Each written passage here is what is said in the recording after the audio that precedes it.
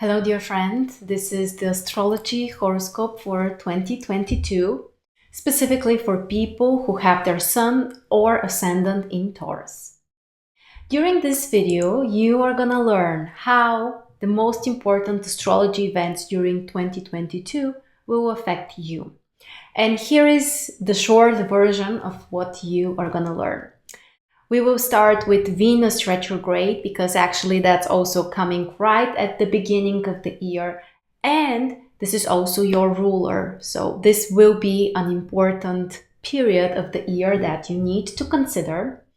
Then we'll talk about Mars retrograde, which is actually at the end of the year for 2 months, also pretty big one. We will talk about the regular Mercury retrograde cycles, and we will talk about the ingression of the lunar nodes. This is something that is particularly important for you because the North Node is moving to Taurus, and that can bring you some incredible new opportunities. We'll discuss the ingressions and aspects of Jupiter. Jupiter is pretty active during 2022, and you will also learn about Saturn, Uranus, Neptune, and Pluto, their exact positions and what you can do about them. And before we dive deeper into each of those events, let me quickly introduce you to our new membership opportunity, which will give you so much stuff to enjoy, astrology related, of course. We have live webinars, recorded courses. We also have upcoming courses. So there are many things that you will get with your membership. And the best part is now we are offering a free trial.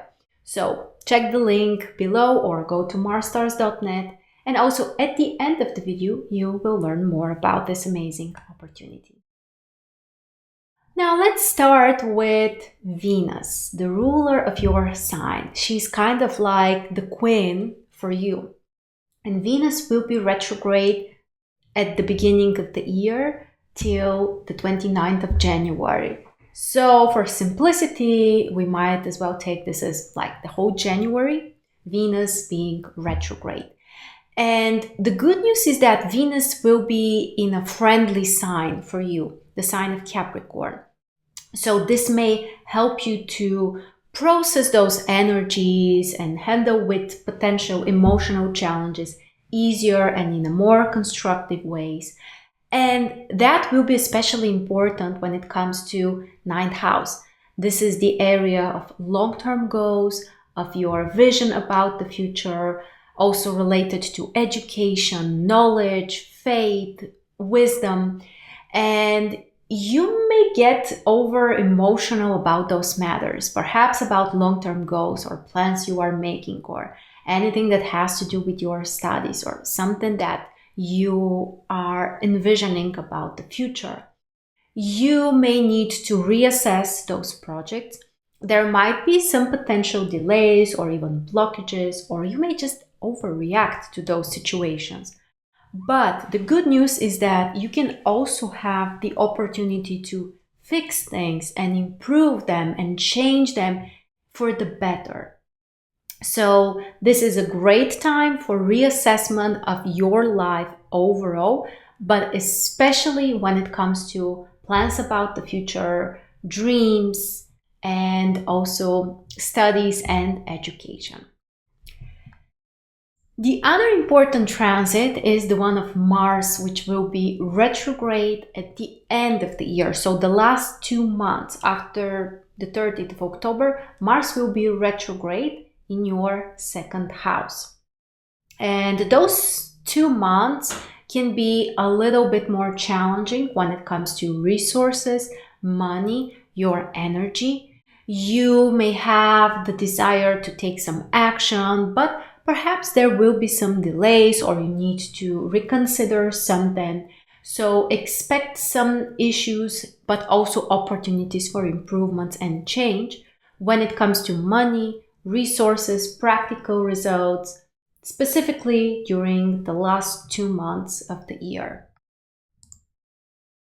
Next, we will talk about one of the most important things during 2022, specifically for you, Taurus. And this is the ingression of the lunar nodes. We have two nodes and they are always in opposition, and they are also completely different. The North Node indicates the area of growth and expansion and potential success. The South Node indicates the area of potential challenges where you may need to let go of something, where you should not focus that much. And the North Node moving into your first house after the 19th of January will actually be there until the end of the year. So you might as well consider it as like the whole 2022, basically. North Node is in Taurus, and that's a big deal because it happens once in 18, 19 years. And this is the time when the focus goes to you, your personality, your individuality, your own actions. It's a very positive time to start something, to initiate something, to work more towards your independence, to focus on your own desires, your own plans. And not that much when it comes to relationships and partnerships. One of the things that you should avoid is dependency, especially if that's a theme in your life, if you tend to depend on other people or you feel like you just cannot handle on your own. This year may teach you that you can actually do more on your own than you are expecting. And you should not rely so much on other people. If there are unhealthy relationships in your life or partnerships which are not really productive, those might be ended for the good. And again, the focus shifts to you, your personality, your individuality, your perspective, your initiatives. So that can be really kind of like boosting your energy and desire to take action. Something related to this is also happening around the summer, so end of July, beginning of August. The North Node will be in conjunction with Uranus in Taurus, obviously in your first house. And that's again a pretty rare, pretty special combination. Uranus is an outer planet, a planet which brings sudden changes, freedom, creativity, independence, and it's really time to take action independently, to focus on your own individuality, your own creativity, your own freedom as well. And there could be certain level of instability. There might be some surprises when it comes to your actions, your behavior, your personal life. But the most important here is to focus on improvements and changes. Don't try to keep doing things the way you have done them by now. Don't try to avoid the change or kind of like, keep things rigid. This won't work. And Uranus sometimes can be quite destructive when we are resisting the change. So open for this change and welcome it in your life because it can actually be pretty amazing. And again, this is very, very important and it's happening around the middle of the year. Now let's talk about Jupiter. Jupiter will be very active during 2022. There are a couple of ingressions, there are a couple of aspects we'll discuss. So Jupiter is in Pisces between January and April, and then again November and December. And during this time, it will trigger your 11th house. Generally, this is a positive time for social projects, for community projects, for focusing on the future, expanding the circle of friends, receiving help and support from friends, feeling inspired by other people, and overall focusing on the future and the things that are personally very important to you, the things that are kind of like your ideals. During the rest of the year, between May and October specifically, Jupiter will move to your 12th house. And this will be a better time for inner processing, for working with the past, letting go of the past, healing the past, some kind of spiritual practices, and overall it's great for internal work. This time and this particular transit may not bring externally some big shifts or results or things that, everyone will notice immediately, but internally it could be quite positive for you, especially for, as we said, some kind of spiritual work. Now, let's talk about the aspects of Jupiter. Jupiter is having only positive aspects, and the first one comes during February. Jupiter is in 11th house with Uranus in your first house. This is a great time for starting new things, for expansion, for succeeding, especially if you're doing something with friends, with a group of people, something which has to do with communities or something socially oriented.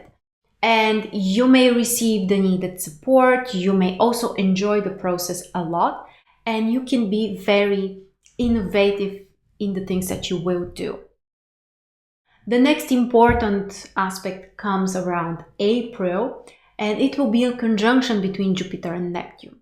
So again, the focus is on communities, groups of people, and your ideals, the things that are very dear to your heart. This combination can bring you inspiration, healing, some kind of support, some kind of also spiritual connection.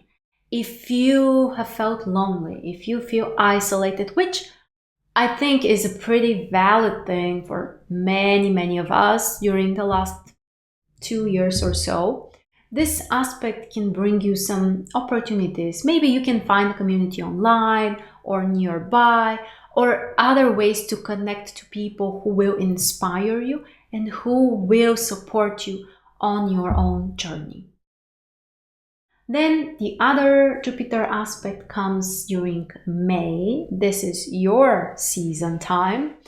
And this time Jupiter will have a positive aspect with Pluto, triggering 11th and 9th house, or in other words, a great time to focus on long-term goals, expanding, planning, the things that you are passionate about, the things that you want to concentrate on. It's a great time for learning, especially if you are in some kind of group setting. This combination can help you to expand your vision, expand your mind, improve your beliefs or change some negative beliefs, transform them, and overall look at the future in a new, very different way. So again, a great combination. Now let's talk about eclipses. Eclipses will be especially important for you because they will trigger your sign and the opposite sign of yours, which means that your role, your efforts, your work, your individuality will be very important, and also the way you relate to others, partnerships, relationships, both romantic and business one. We have the first eclipse during April in your first house. This is especially beneficial because the North Node will be the one joining the Sun. And it's about focusing on the future. It's about expanding, doing something new, and having great opportunities for success. So this one is really great. Then during May, there is a lunar eclipse triggering 7th first house. So around this time, you need to balance relationships and your role in it. Then October, the focus is more on 7th house and perhaps processing, working on relationship stuff. But then again, this could be somehow related to the past because the South Node is the one that is triggered. So the later eclipses, those during October and November, could be more focused on the past and processing and letting go and healing. And the November lunar eclipse triggers 1st and 7th house with more focus on personal changes and the things that you can improve about yourself, the things that you want to do differently, and they are usually related also to someone else in your life. Close friend, spouse, boyfriend or girlfriend, business partner. Those two areas will be kind of like really important during this year. Next, we are going to talk about Mercury retrograde. We are having 3 full cycles of Mercury retrograde, plus the beginning of the 4th one right at the very end of the year. First one, January, February, can affect more career and long-term goals. You might want to write those dates down so you can plan ahead and perhaps avoid scheduling some really big stuff around those dates. And I know life does not stop. Actually, we do need to keep doing things when Mercury is retrograde as well. But you may also consider where is Mercury retrograde and pay more attention to those areas. And perhaps when we have more time, we have also more freedom to plan things in the best possible way. So January, February, you can see the dates on your screen. 9th and 10th house are triggered. So first career, 10th house, then long-term goals. The May-June retrograde cycle will affect more your financial situation, your resources, and then your personal actions, everything that you are doing on your own. So probably this is the most important Mercury retrograde cycle for you specifically. Then September, October, 6th and 5th house are triggered. So more attention to work, business, career, and also love, romantic stuff, and kids. And right at the very end, so after the 29th of December, Mercury is retrograde. And one of the most interesting things I noticed is that at the very end, on the 29th of December, Mercury starts the retrogradeness right at the place where the first retrogradeness ended. So around the 4th of February, when Mercury turns direct, the first cycle, Mercury is in Capricorn, and then December, the end of December, it kind of like starts from there, the retrogradeness again, from the same place, from the same degree.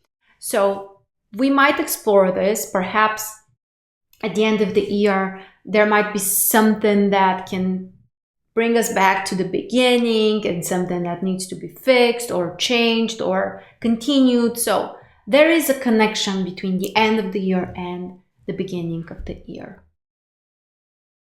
Now let's talk about Saturn, some serious, important stuff. Saturn is in your 10th house, between 12 and 26 degrees of Aquarius. You might want to check if the cusp of your 10th house is somewhere between those degrees. That would be pretty important.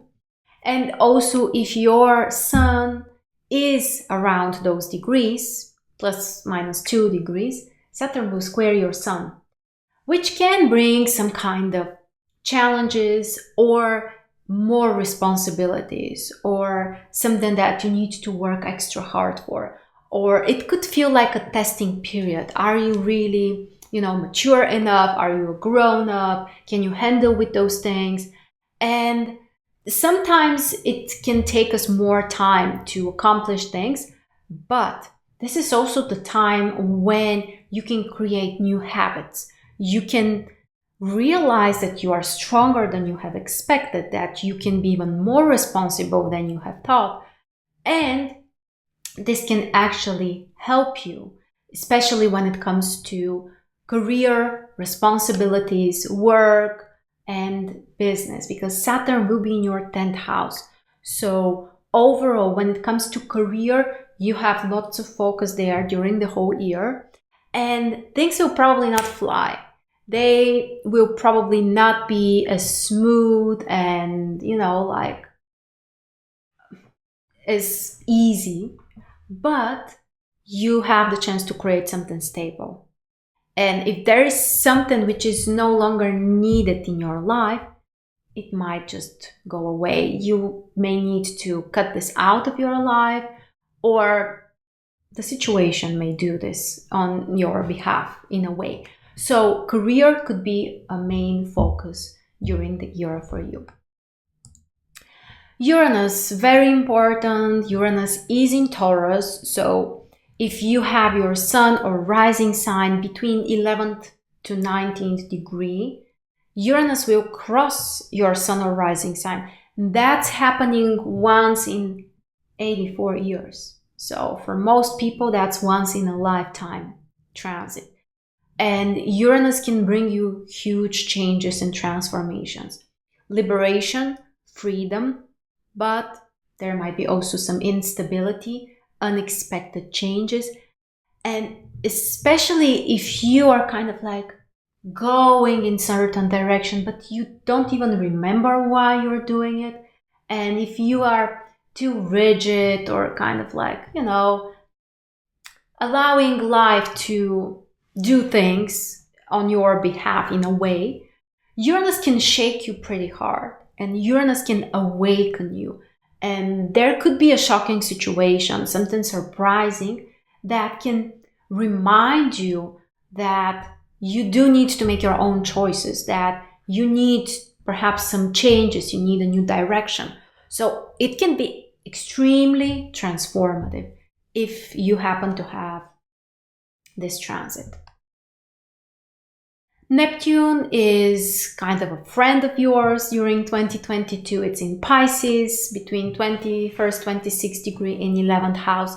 This can help with some spiritual practices, connecting to a spiritual community, especially when Jupiter is joining Neptune around April. That can be especially important.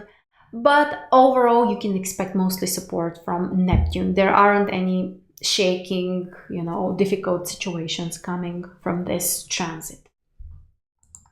And finally, Pluto is between 26 and 29 degree of Capricorn in your 9th house. Pluto is in a friendly position for you. So there could be transformations when it comes to long-term goals, your beliefs, your philosophy, studies, or all kinds of plans that you are considering to do in the future. If you have your sun or rising sign between 26-29 degree in Taurus, it means that Pluto will have a positive aspect with your sun or rising sign. This can be especially empowering and bringing you more strength and more confidence and more dedication. So Pluto is also your friend and can bring you support and mostly strength and kind of like, intense energy. So those are the key events during 2022. Perhaps at the top, I would put the North Node in Taurus. So expansion, focus on yourself, on your individuality. Uranus there as well, especially if Uranus is crossing your sun or rising sign. That's also incredibly important. Venus retrograde as well at the beginning of the year. And Saturn bringing some focus to your career, to your work and business, and the changes that you can make there. So that is the year in advance. Thank you so much for joining me and have a beautiful 2022. Don't forget to sign up for your free trial for MarStars membership. It will give you access to all of my courses, including the natal astrology course. So it includes everything you need to know about foundational astrology and how you can interpret signs, planets, and aspects and houses. So we have more than 50 hours of lessons here, which will teach you everything you need to know about natal astrology. We also have karmic astrology course, which is a pretty extensive one and will help you to do more advanced readings.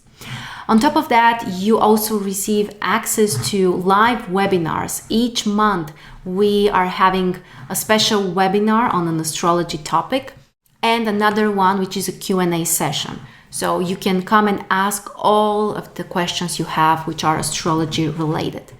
You get access to all of the pre-recorded courses, plus the future ones. And there are other surprises like monthly horoscopes. We have our community and also other spiritual courses and energy practices and much more in the future. So make sure to check the link below or go to MarStars.net and sign up for your free trial.